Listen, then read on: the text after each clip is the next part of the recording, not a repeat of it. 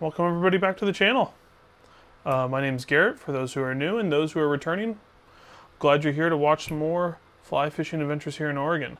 So in this video, as you can probably guess by the name, we are at Turner Lake. Turner Lake is a unique lake here in Oregon.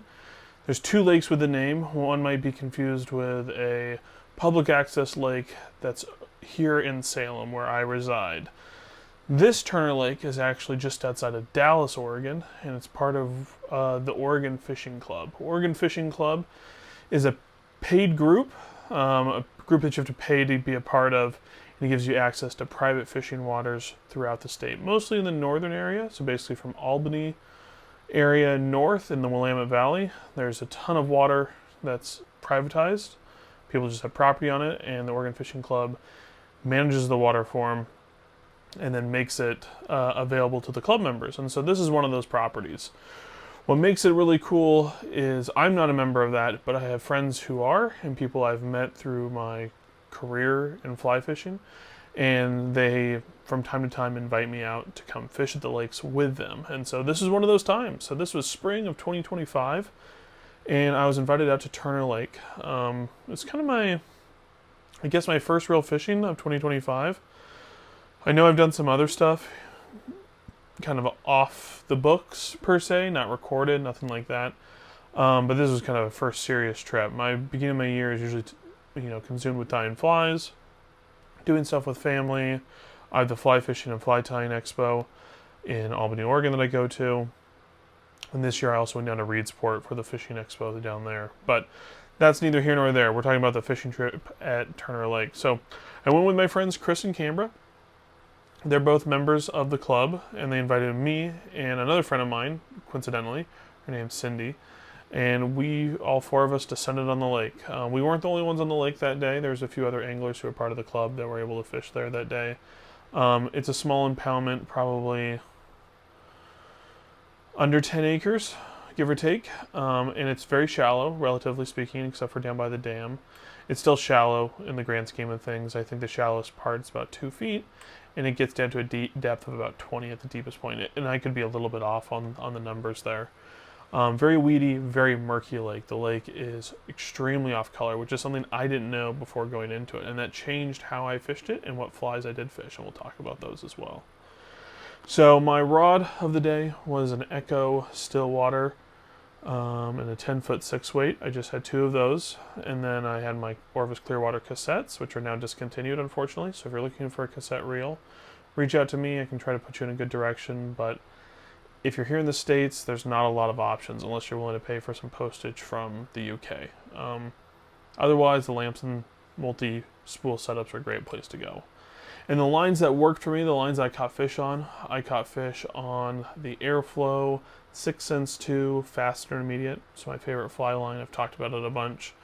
And then for the first time, I was able to fish a new line that day, which was a floater, and it was the Scientific Angler Stillwater Indicator line, and it's a floating line. And that line is awesome. I'm a huge proponent of Scientific Angler lines in general. I think they're very durable. I think they have great tapers and great weight distributions, and they do exactly as advertised. And this one was able to deliver a team of flies extremely effectively. And that's 3 flies, with a 16-foot leader, casted it beautifully, and I really, really liked it. I was very happy with the line. The flies, which you'll see here, were a Peaches and Cream Booby, which is a fly that I tied. It's a kind of I don't want to say a unique pattern, but it's a pattern I developed thanks to Up Avon. They released some cool materials for that. This Peaches and Cream body material, and I used some marabou in that material and some tan eyes. I was able to make a booby, and this was its debut trip, and it caught a fish right out of the gate, which was awesome. And then I also caught flies on my booby pattern called a box wine. It's kind of like a blob booby hybrid with a short tail. It's incredibly effective, either very deep or in off-color water. I've caught a number of fish on them. So I always have them in my box. I call it boxed wine because it's kind of a black and claret color like you saw back in the picture.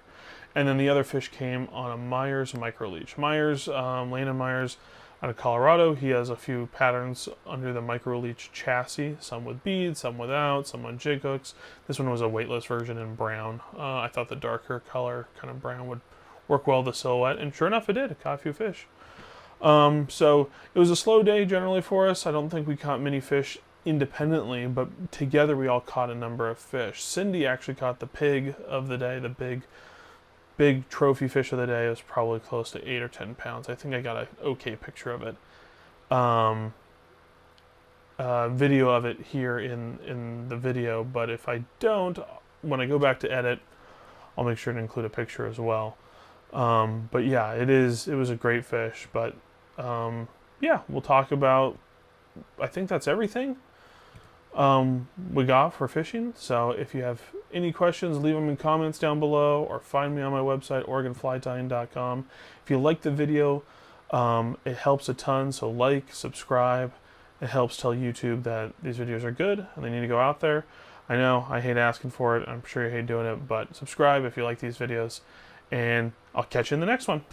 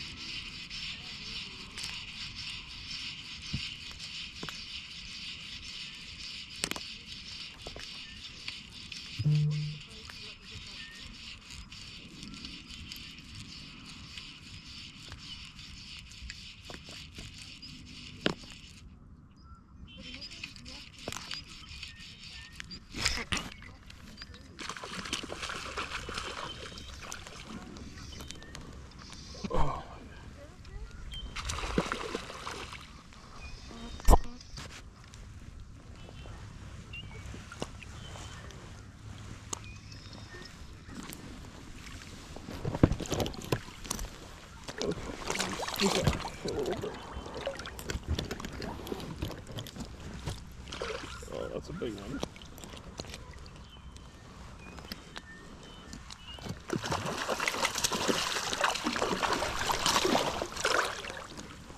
Great network.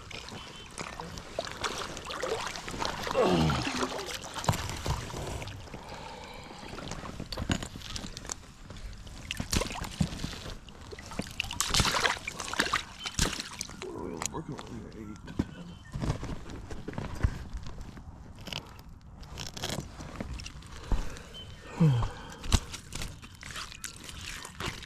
He crushed it. Just barely.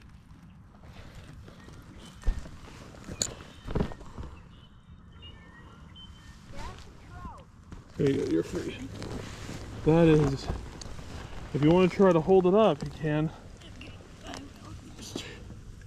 Oh. Oh. They're strong in the cold water.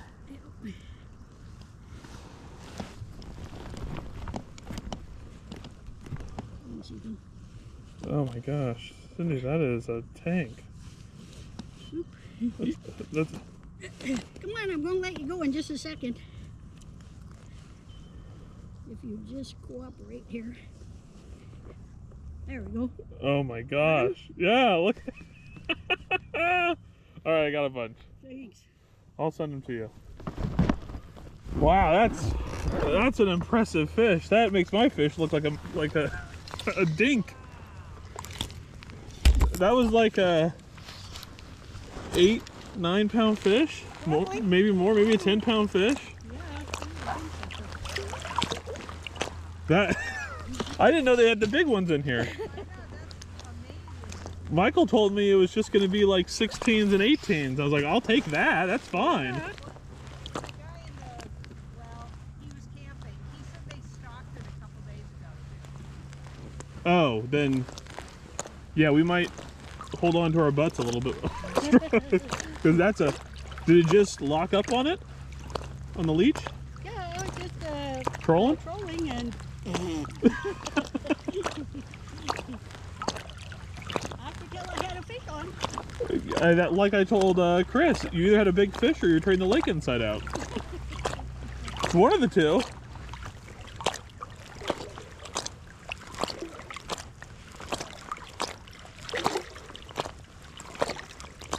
Oh.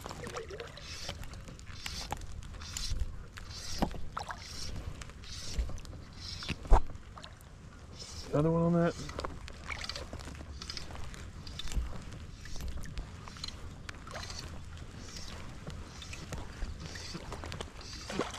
Oh, that one took the leech. Little tiny 6. Ugh. It's tiny. It's only like 14. It's nothing.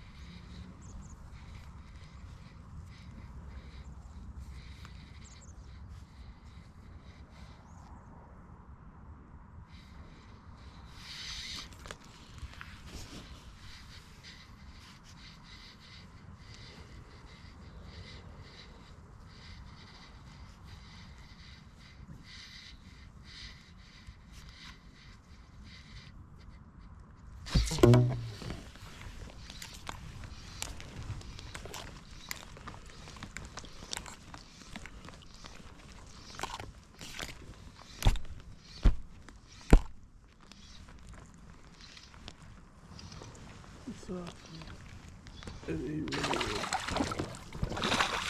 just barely.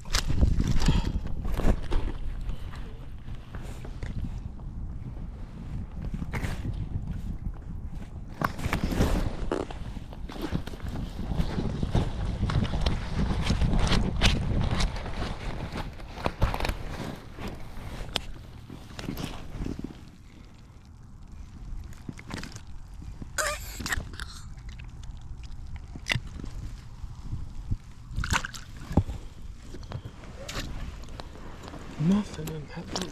Not even all.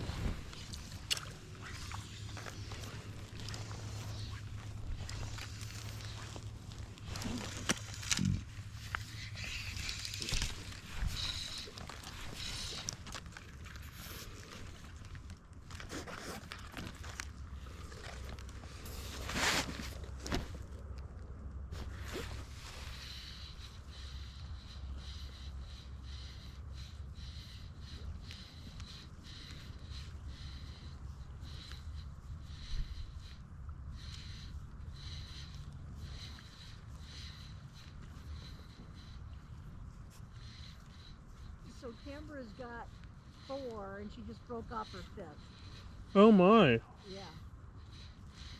She's doing very well. Yeah, she is. It was very interesting. I caught one, Camber caught one, and the guy on the float tube caught one all at the exact same time. Really? Yeah. It was like right after 2.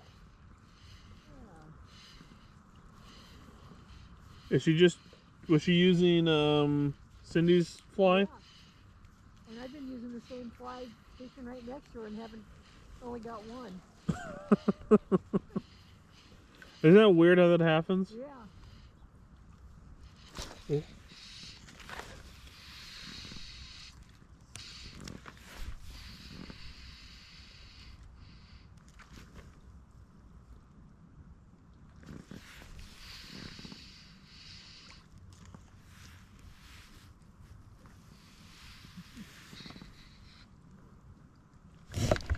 There it is. Oh, look at you. I thought I felt a fish, and then I was like, no, there's no way.